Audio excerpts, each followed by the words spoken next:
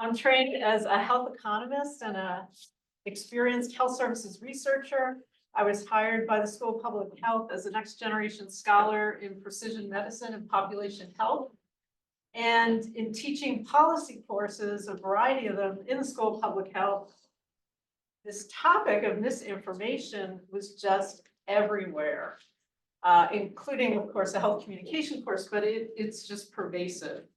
And it's just so important when we talk about the theme of today's conference, translating good science into good policy, that we understand how real and pervasive misinformation is. And it's a very hot button communication issue, but it's become so routine and it is in need of timely and effective response.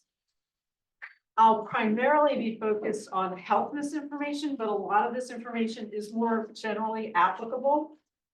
And I won't be spending time on discussing, what is misinformation.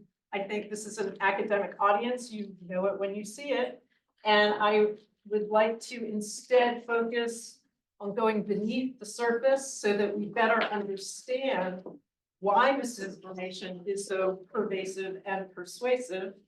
And also, how do we strategically handle it?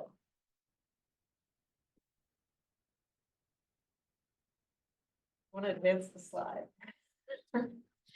I think, Are you doing it quicker? I am.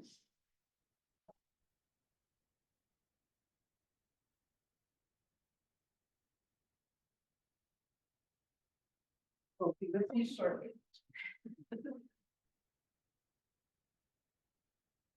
There we go.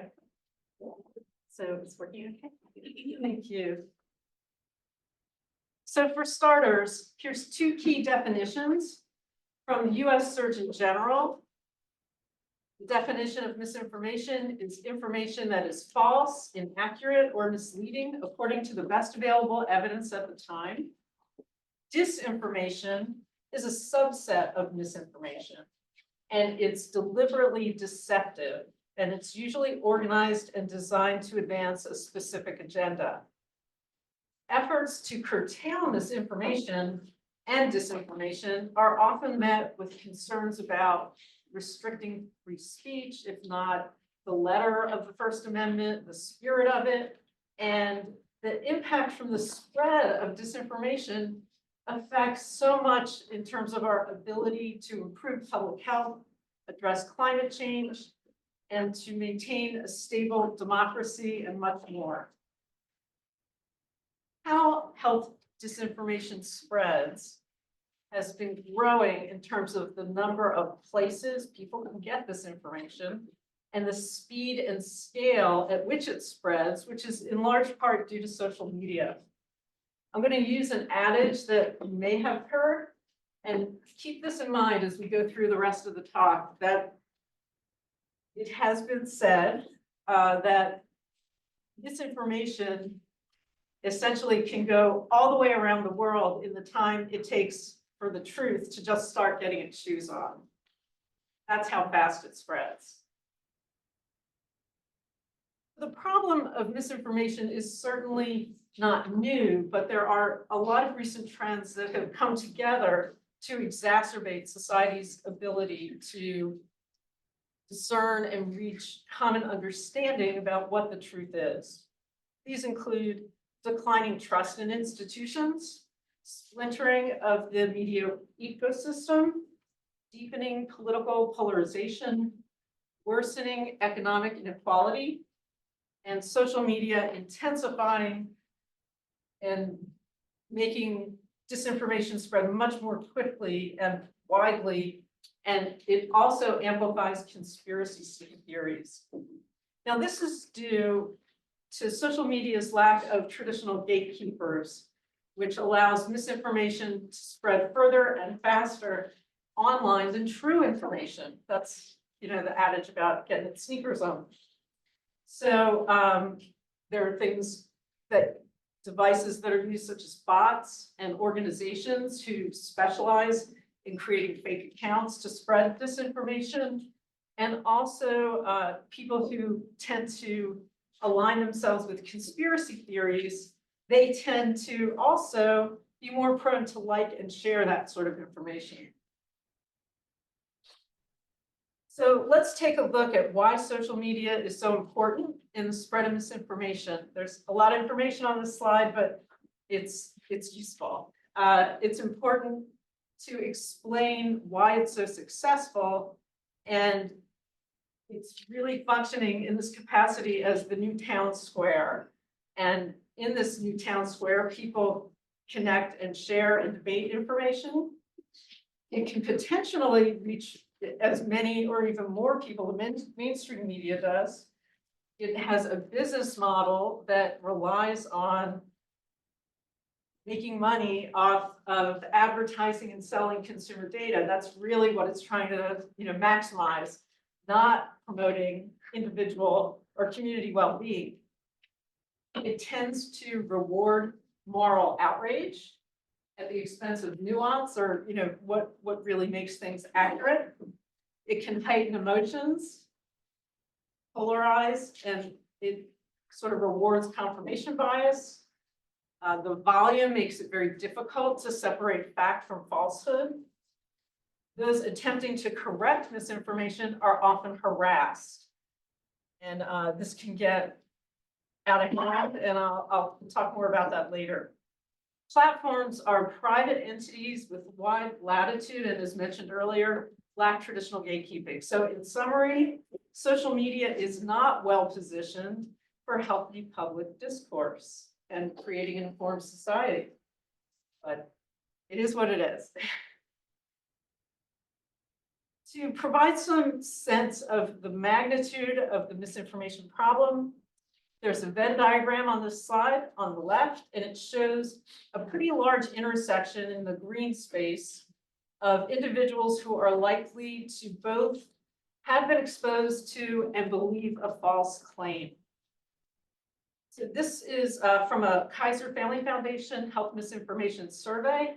And while that size of that green space varied by the topic and the specific question, it ranged from 16 to 34%, pretty substantial. Now, people who would tend to fall in that group, we want to understand them better. And a recent systematic review looked at who is more likely to believe health misinformation. And they found the following characteristics in that first box on the top are people who are more likely to be more resistant or less susceptible to misinformation. And those traits include having subject knowledge, literacy, numeracy, which is like literacy with numbers, analytical thinking, older age, higher education. They rely on professionals or scientists for their information. And then people, by comparison, who are likely to be more susceptible to misinformation are shown, their characteristics are in the bottom box. And that includes conspiracy thinking, religiosity, conservative ideology, conservative party identification, racial minority status, and as highlighted, again, the culprit, social media use. So before we get into strategically combating misinformation with corrective strategies, it's important that we understand why people are so susceptible to it by examining what some of the root causes are. These root causes are particularly relevant to online and social media, which have proven to be the most fertile grounds for spreading misinformation. And this is often done through connected online social media networks or clusters. So starting with the scale of health misinformation, comparison to real health information, this is not trivial. And the repetition of exposures increases the perception of accuracy. Distrust is commonly based on past or actual perceived unethical practices by organizations, and those serve as proof that they cannot be trusted. Most infamously, the Tuskegee experiments. Anecdotes and narratives, whether they're personal or detailed stories, they can increase the believability of misinformation. And politicization of health issues takes a lot of different forms, including connecting them to, the issue of freedom, group identification, kind of an us versus them mentality. There are these echo chambers, and also they are often connected to religious ideology. To finish up the list, uncertainty and risk are often highlighted excessively in misinformation. It's a common trick that's used because nothing is 100% certain. And this is also consistent with discrediting science by exploiting its limitations and using it out of context, or literally just making stuff up. Rhetorical tricks are often used to exaggerate and selectively mislead by omitting information or failing to provide accurate information. Biased reasoning is another problem. People will use what are logical fallacies, and this is sort of how the echo chamber thing starts.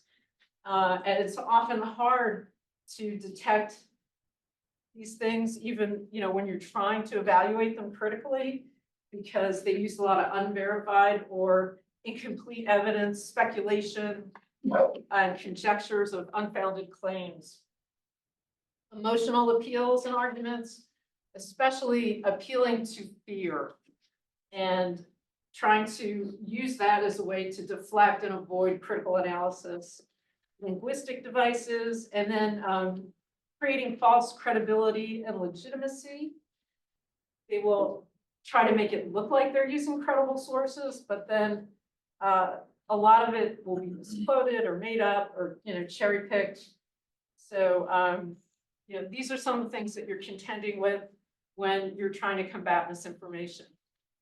In addition, another important type of misinformation is conspiracy theories. These are popular for a number of reasons, which are shown here. People often feel powerless, and they're more likely to embrace them when there's a perceived threat. They also help people cope with threats by blaming the conspirators instead of somebody they prefer not to blame. It also is used to explain some big or unlikely event, even though a simple explanation might be the reality, or it's just some low probability event. They do happen. And then, of course, our political motivations to accuse some mainstream political group or organization of hiding information, even for nefarious purposes. Also, unsurprisingly, people who endorse one conspiracy theory, such as denying climate science, are the people likely to buy into other conspiracy theories.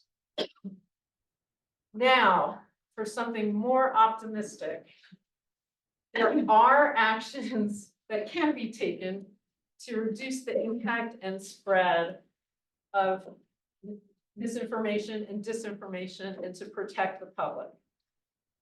Note the picture on this slide, which is mocking the anti-vaccination movement, comes from a 1970 publication. So just be aware, this is nothing new. It's just, essentially grown exponentially.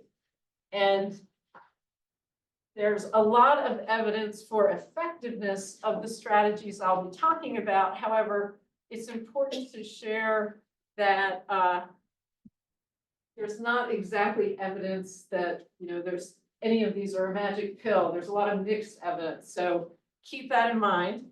And also, some can have both positive and negative results. So for as much as we would like this to be science, it's evolving, and it really, as you'll see, it kind of varies with the circumstances and the audience. So pre-bunking or inoculating is based on inoculation theory, which started in the 1960s, and it's very much similar to the biomedical analogy of vaccination. but instead it's psychological inoculation. And like a vaccine, you're trying to use messages to confer resistance to persuasion by misinformation. So there's two elements that work together with pre-bunking. And one is some warning of an impending threat of misinformation and being misled. And the second is trying to refute the misinformation arguments. So compared to debunking, which we'll talk about next, this has been more effective when it comes to vaccination. And it's also, the analogy continues in that the effect may wane or decay over time. So it's necessary to think about boosters. So debunking, also sometimes referred to as myth busting, involves showing that misinformation is false or exaggerated. And you can see a figure at the bottom on the left side, and it shows the trend over the time of the use of the word debunking using a Google search through 2019, which is all pre-COVID.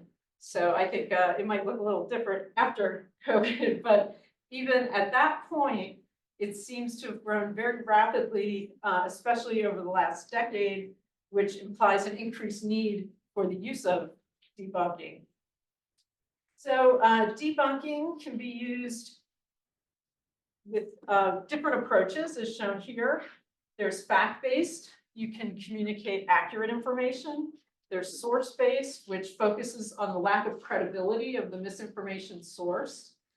Empathy-based, which takes the perspective of the people being targeted by the misinformation. And logic-based, which explains, how and why the misinformation is misleading. And then you may also want to link to some fact checker source that provides the relevant information. You can see this. This is an example of debunking. It's provided by the Public Health Communication Collaborative. And this is a group that was formed in 2020 to pretty much help people, health communicators especially, deal with all the COVID-related misinformation.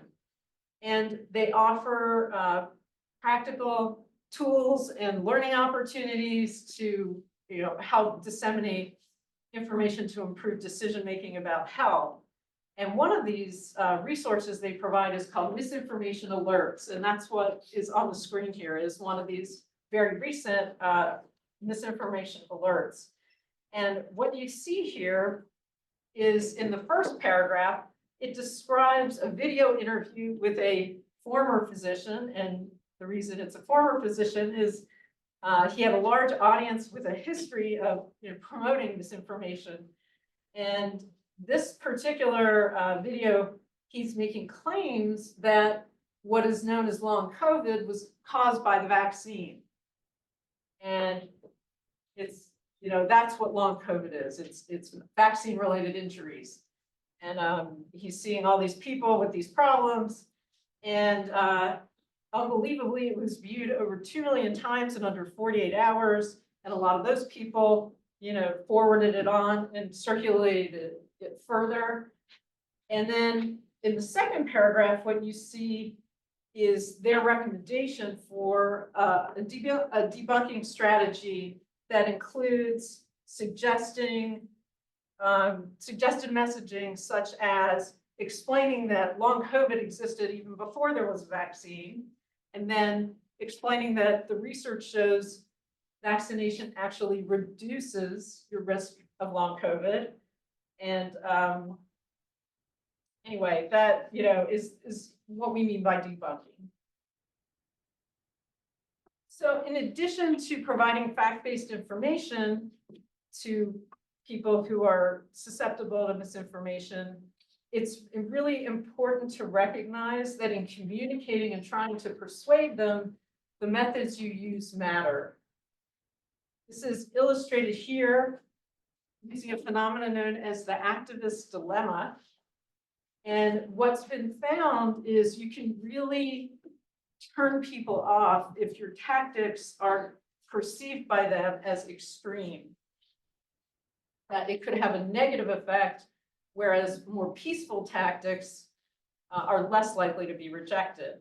So this teaches us, using, examples as well, that people can be literally morally offended by you trying to get your message out.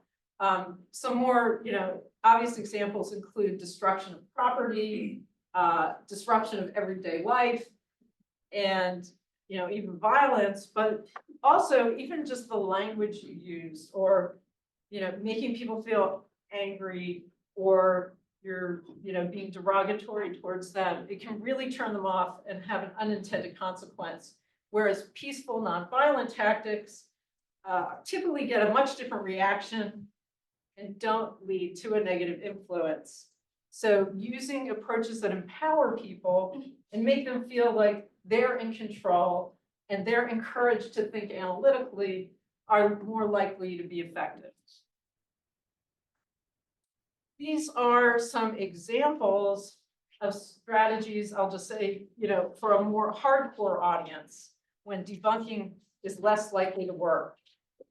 So again, this is consistent with this methods matters theme, that people, especially who tend to propagate and believe conspiratorial type theories, and these strategies include using trusted messengers, ideally even someone who would consider themselves a former member of the group who does not believe the conspiracy anymore. They would be perhaps considered a more positive source of information than another source. Also, using empathetic approaches is important to build understanding and encourage open-mindedness. You want to affirm their critical thinking and help them with critically evaluating their own, conspiracy theories or misinformation, and hopefully, see that they need to reject it. And it's also very important to avoid ridicule, as highlighted, in the previous slide, that taking a win the argument type approach is not likely to work with a hardcore audience. So I don't expect you to be able to read what's on this slide. I'm going to break it down on the next few slides. But this art for analysis and response toolkit for trust is another example of applying the methods matter approach. This is a researcher developed guide, and it is multidisciplinary and evidence-based. And they came up with 10 suggested response modes for online misinformation. So this resource is still under development. It's expected to be available at the end of the year online, or literally as a tool for people to use in trying to effectively communicate and deal with misinformation. And as indicated, it's really more focused for online interaction, including social media. So this analysis and response toolkit for trust, their response model, is focused on helping people engage in trust building when discussing topics like vaccine efficacy, as we were talking about earlier. And it connects these modes to methods. So what you see in those yellow boxes, understand, inform, connect, those are objectives. And it connects them to the different strategies or modes that are more goal focused. So there can be different approaches, but if the objective is to understand, then the methods, for instance, are empathize, take perspective, and listen. And this contrasts with the other objectives, such as to inform and connect, which each have their own strategies. And this is a more comprehensive list, so it's easier to see. And one of the things I did want to talk about a little bit more is this do not respond, because what's that? You know, when is that appropriate? And this is something that is necessary often because I'll just go back, if you noticed, it has you asking questions rather than adopting a strategy to figure out, you know, who you're dealing with. Do they have the right intentions? Are they right audience? Is this the right time? Do they have the right frame of mind? Because declining to respond under certain circumstances may actually be the best option.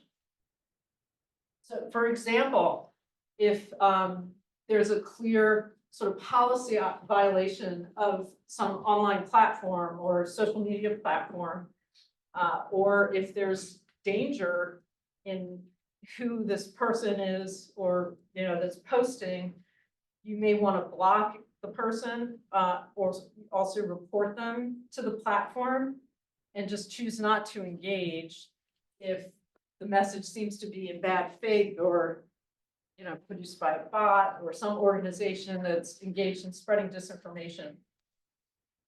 And a lot of times responding to these, you know, online trolls, researchers have found it only continues to motivate them.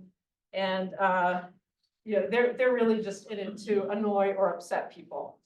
And so again, responding can be really counterproductive in those circumstances, that it's a lot of times just antisocial behavior, and they're not really interested in engaging about differences of opinion. So just a couple more persuasion tactics are described here. They might seem obvious or intuitive, but it's important that you frame your argument in terms of the person you're trying to persuade. Again, an obvious example is vaccination with people on different sides, and also moral reframing, which is used to persuade opponents who, you know, say tend to value freedom, fairness, family, and community.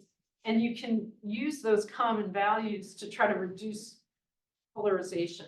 Also, motivational interviewing, which aims to support decisions by eliciting and strengthening a person's motivation, and trying to understand their arguments and, you know, address them directly. So this approach is based on some common components of culture, fostering engagement, and focusing the discussion on what it is you're targeting for change. So in closing, this was a lot of information, and I want to leave you with a more simple message. And when it comes to dealing with people with different opinions based on misinformation, it's very important to be humble. Do not be superior. This is likely to turn people off. Remember that, you know, the methods, not just the message, matter. Also, try to understand, adopt the other person's perspective, be empathetic. Also, do not blame the individual. That it really is the case that it's more of a system that produces this misinformation and disseminates it, and it's not about, you know, trying to blame someone. Again, that is not likely to be successful. And lastly, be pragmatic, be realistic. You're not going to wave a magic wand and change everybody's thinking. That you should be willing to accept incremental progress. So with that, I'll also share, at least I'm okay with sharing the slides. I've used a lot of references to put this together, and those are available. And I just want to say thank you.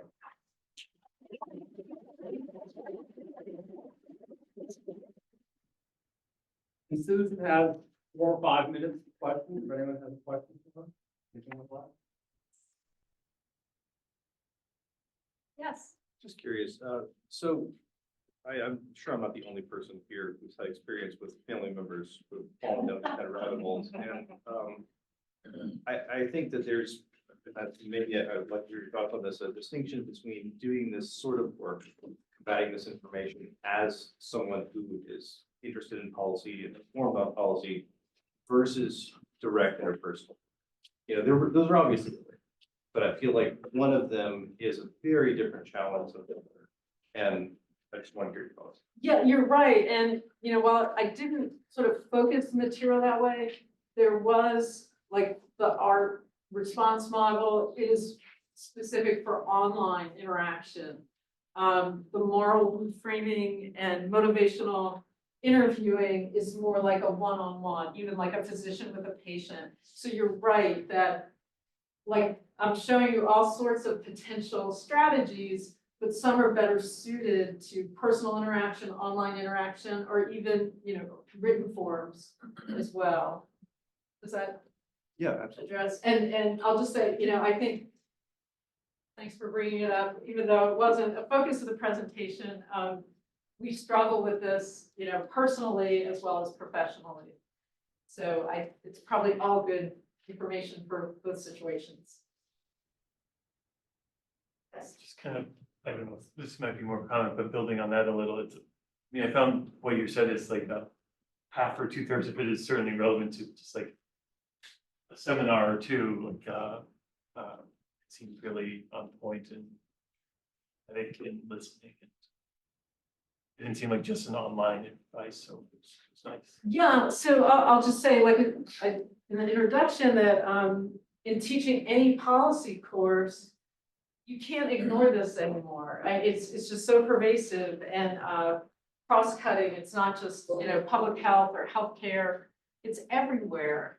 So it's a huge struggle, and again, you know, a lot of the sort of genesis of it comes from the social media environment and the way that there are no filters, really. So we just need to be more tactical and strategic in how we confront these things, but it can get overwhelming, and it's just, I think, important that people stand their ground and don't, you know, be steamrolled.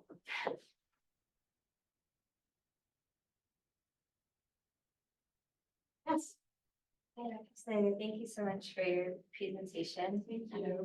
There's kind of a two-part question for you about, you know, we're learning a lot from your presentation and more about combating misinformation sort of reactively. I'd love to hear your thoughts on, are there topics or areas of health communication that the research shows is more resistant to disinformation? So the biggest literature by far is on vaccination, and it's longer and broader, and there's been a flood of it, of course, since COVID.